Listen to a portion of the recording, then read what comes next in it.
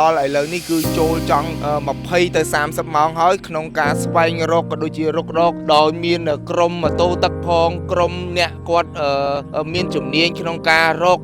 សពក៏ដូចជាមានជំនាញក្នុងការស្វែងរកបាទអ្នកដែលគាត់លង់ទឹកឬមួយក៏មានបញ្ហានៅលើទន្លេហ្នឹងគឺគាត់ពិតជាមានជំនាញណាបងប្អូនអញ្ចឹងមកទល់ពេលនេះតាមការបញ្ជាក់របស់គាត់នៅមិនទាន់រកឃើញនៅឡើយទេបាទសម្រាប់ខ្ញុំរកវាអត់ទៅណាឆ្ងាយទេអត់ទៅណាឆ្ងាយទេបាទបងគាត់តាមហ្មងដែរអញ្ចឹងអត់អីទេជាផលលំបាកនៅពេលនេះ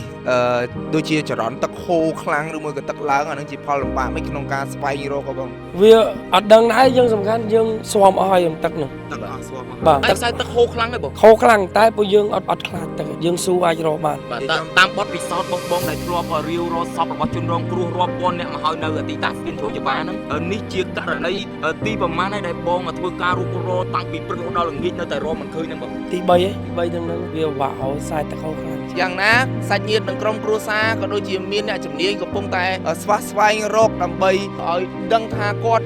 មានគ្រោះថ្នាក់ឬមួយក៏យ៉ាងម៉េចឥឡូវនេះយើងអត់ទាន់ច្បាស់នៅឡើយទេថាគាត់អាចនឹងជួបគ្រោះថ្នាក់ឬមួយក៏យ៉ាងម៉េចខណៈដែលមនុស្សនៅមិនទាន់រកឃើញនៅឡើយបាទឥឡូវនេះសាច់ញាតិនិងក្រុមគ្រួសារក៏ដូចជាមានអ្នកជំនាញមានក្រុមរុករកក៏ដូចជាមានក្រុមម៉ូតូទឹកក៏ដូចជាមានក្រុមអ្នកនេសាទក៏ដូចជាក្រុមដែលគាត់ស្វែងរកបាទជំនាញបាទកំពុងតែព្យាយាមរកបាទមិនថាយប់មិនថាថ្ងៃទេបាទន័យថា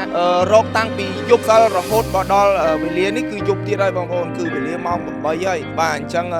សង្ឃឹមថានឹងរកគាត់បានឃើញឆាប់ហើយក៏សង្ឃឹមថាគាត់នឹងមិនជួបគ្រោះថ្នាក់អាហារបំពន់ស៊ីបែប៉ារីជាប្រភេទអាហារបំពន់ដែលផលិតនៅប្រទេសបារាំងមានប្រសិទ្ធភាពខ្ពស់ក្នុងការដោះស្រាយបញ្ហាសុខភាពទាំងអ្នកមានសុខភាពទ្រុឌទ្រោមនិងអ្នកមានសុខភាពរឹងមាំក៏អាចពិសាបានព្រោះអាហារបំពន់ស៊ីបែប៉ារីមានសមត្ថភាពខ្ពស់ក្នុងការការពារការកើតជំងឺមហារីកកាត់បន្ថយដុំគីរដូវមកមិនទៀងបញ្ហារោគស្ត្រី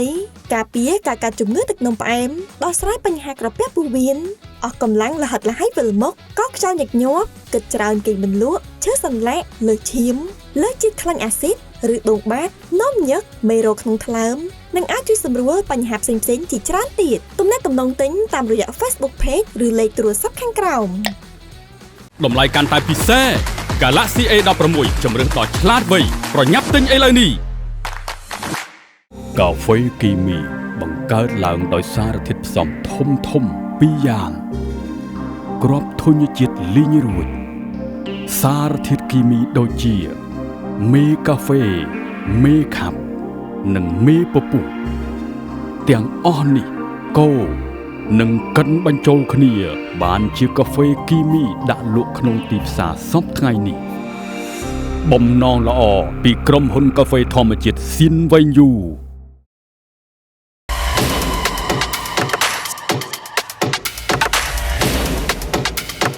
បាទឥឡូវយើងសូមអាប់ដេតបន្តិចបងប្អូនដោយសារតែការបាត់ខ្លួនបងប្រុសដែលគាត់លេងម៉ូតូទឹកហើយបានបាត់ខ្លួននៅម្ដោយទន្លេបាទទន្លេដែលនៅជិតស្ពានកោះនរានេះរហូតគិតពីពេលកើតហេតុរហូតមកដល់ឥឡូវនេះគឺចូលចង់20ទៅ30ម៉ោងហើយក្នុងការស្វែងរកក៏ដូចជារុករកដោយមានក្រុមម៉ូតូទឹកផងក្រុមអ្នកគាត់មានជំនាញក្នុងការរកសពក៏ដូចជាមានជំនាញក្នុងការស្វែងរកបាទអ្នកដែលគាត់លង់ទឹកឬមួយក៏មានបញ្ហានៅលើទន្លេហ្នឹងគឺគាត់ពិតជាមានជំនាញណាបងប្អូនអញ្ចឹងមកទល់ពេលនេះតាមការបញ្ជាក់របស់គាត់នៅមិនទាន់រកឃើញនៅឡើយទេបាទបើយើងគិតពីវេលាកើតហេតុរហូតមកដល់ម៉ោងនេះគឺម៉ោងនេះវាចូលម៉ោង8ទៀតហើយបងប្អូនអញ្ចឹងចំពោះបងប្រុសដែលគាត់បានបាត់ខ្លួនបន្ទាប់ពីគាត់ជិះម៉ូតូទឹកលេងកំសាន្តជួបនៅបញ្ហាក៏គាត់ធ្លាក់បាទចូលទឹកបាទបើតាមយើងមើលវីដេអូរបស់គាត់ហ្នឹងគឺគាត់ព្យាយាមហែលដែរប៉ុន្តែបើតាមមើលខ្សែទឹកបាទគឺមានការហូរខ្លាំងបាទឥឡូវបងចេញទៅរកបន្ថែមទៀតឬមួយក៏មិនបងចេញទៅមួយសាទៀតបងចេញទៅមួយសាទៀតអាចទៅចេញទៅម្ដុំណាបងយើងចេញពីនឹងទៅយើងមួយពីនឹងទៅទៀតយើងមួយសិនមួយអូហ្មងមួយរទៀតបងមើលទៅបងជំនាញអញ្ចឹងតើបើតាមបងមានបទពិសោធន៍តើតាមការវិភាគរបស់បងតើសពឬមួយក៏បងប្រុសដែលគាត់បានលិចបាត់ចូលទន្លេហ្នឹងអាចអណ្ដែតឆ្ងាយឬមួយក៏នៅជិតហ្នឹងទេឬមួយក៏យ៉ាងម៉េចបង បើតាមជំនាញបង បាទសម្រាប់ខ្ញុំរវាអត់ទៅណាឆ្ងាយទេ អត់ទៅណាឆ្ងាយទេ បាទបងគាត់មួយតាមហ្មងដែរអញ្ចឹងវាអីទេ ជាផលលំបាកនៅពេលនេះដូចជាចរន្តទឹកហូរខ្លាំងឬមួយក៏ទឹកឡើងអានឹងជាផលលំបាកមិនក្នុងការស្វែងរកហ៎បង វាអត់ដឹងដែរយើងសំខាន់យើងស្វមអស់ហើយនឹងទឹកហ្នឹង ទឹកអស់ស្វមមក បាទ តែខ្សែទឹកហូរខ្លាំងទេបង ខោខ្លាំងតែពួកយើងអត់ខ្លាចទឹកទេយើងស៊ូអាចរកបាន បាទតាមបទពិសោធន៍របស់បងដែលធ្លាប់រាវរកសពរបស់ជនរងគ្រោះរាប់ពាន់អ្នកមកហើយនៅទីតាំងស្ពានជ្រោយច្បារហ្នឹងនេះជាករណីទីប្រមាណហើយដែលបងធ្វើការរុករកតាំងពីព្រឹករហូតដល់ល្ងាចនៅតែរកមិនឃើញហ្នឹងបង ទី3ហ្នឹងវាពិបាកហើយខ្សែទឹកហូរខ្លាំង បាទឥឡូវនេះខាងបងដែលគាត់មានជំនាញក្នុងការរុករកក៏ដូចជាស្វែងរកបាទកំពុងតែបន្តរកថែមទៀតហើយបងប្អូនដើម្បីរកកន្លែង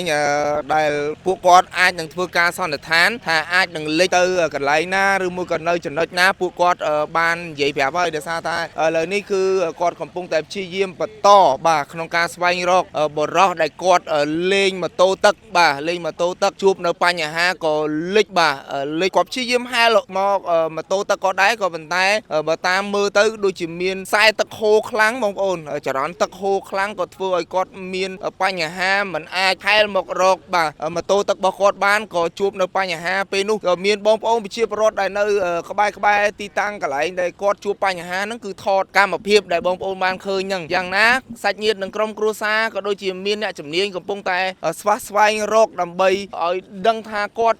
មានគ្រោះថ្នាក់ឬមួយក៏យ៉ាងម៉េចឥឡូវនេះយើងអត់ទាន់ច្បាស់នៅឡើយទេថាគាត់អាចនឹងជួបគ្រោះថ្នាក់ឬមួយក៏យ៉ាងម៉េចខណៈដែលមនុស្សនៅមិនទាន់រកឃើញនៅឡើយបាទឥឡូវនេះសាច់ញាតិនិងក្រុមគ្រួសារក៏ដូចជាមានអ្នកជំនាញមានក្រុមរុករកក៏ដូចជាមានក្រុមម៉ូតូទឹកក៏ដូចជាមានក្រុមអ្នកនេសាទក៏ដូចជាក្រុមដែលគាត់ស្វែងរកបាទជំនាញបាទកំពុងតែព្យាយាមរកបាទមិនថាយប់មិនថាថ្ងៃទេបាទន័យថា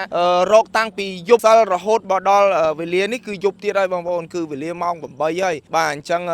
សង្ឃឹមថានឹងរកគាត់បានឃើញឆាប់ហើយក៏សង្ឃឹមថាគាត់នឹងមិនជួបគ្រោះថ្នាក់ជួនកាលអាចខ្សែទឹកណាបងប្អូនអណ្ដែតអាចគាត់ទៅច្រាំងណាមួយដែលគាត់អាចឡើងទៅលើច្រាំងណាមួយបាទអញ្ចឹងយើងសង្ឃឹមថាគាត់នឹងអាចនឹងរួចកុំឲ្យជួបរឿងអកុសលបងប្អូនបាទនេះគឺជាអ្វីដែលយើងធ្វើការផ្សព្វផ្សាយដោយសារតែបងប្អូនបានឃើញរូបភាពរបស់គាត់ហើយសាច់ញាតិនិងក្រុមគ្រួសាររបស់គាត់ក៏បានបង្ហោះនៅលើបណ្ដាញសង្គមដើម្បីឲ្យបងប្អូនឃើញឬមួយក៏មានឃើញរូបភាពភិនភាគបាទជាពិសេសបងប្អូនដែលរស់នៅតាមបណ្ដោយដងទន្លេក៏ដូចជាបាទរស់នៅតាមដងទន្លេបើសិនជាបានប្រទះឃើញឬមួយក៏ឃើញភិនភាគដោយដែលរូបភាពបងប្អូនគាត់បានបង្ហោះហ្នឹងអាចធ្វើការផ្ដល់ព័ត៌មានជូនពួកគាត់បានបាទហើយឥឡូវនេះគឺមកទល់ពេលនេះវេលានេះស្មានេះគឺនៅមិនទាន់រកឃើញនៅឡើយទេខណៈដែលមានទូកនេសាទក៏ដូចជាមានឧបរមានម៉ូតូទឹកមានក្រុមម៉ូតូទឹកកំពុងតែធ្វើការស្វែងរកនៅឡើយទេបងប្អូនយើងជូនពរឲ្យគាត់រកឃើញឆាប់ក៏ដូចជាជូនពរឲ្យគាត់រួចផុតគ្រោះថ្នាក់ផងដែរបាទខ្ញុំបាទសវណ្ណ រតគិនក៏ដូចជាក្រុមការងារវិថីញូនេះជាព័ត៌មានដែលយើងធ្វើការផ្សាយតាំងពីម្សិលមិញឥឡូវយើងអាប់ដេតបន្ថែមទៀតឲ្យបងប្អូនបានទទួលនៅដំណឹងនេះបាទសូមអរគុណសូមគោរពលាបាទ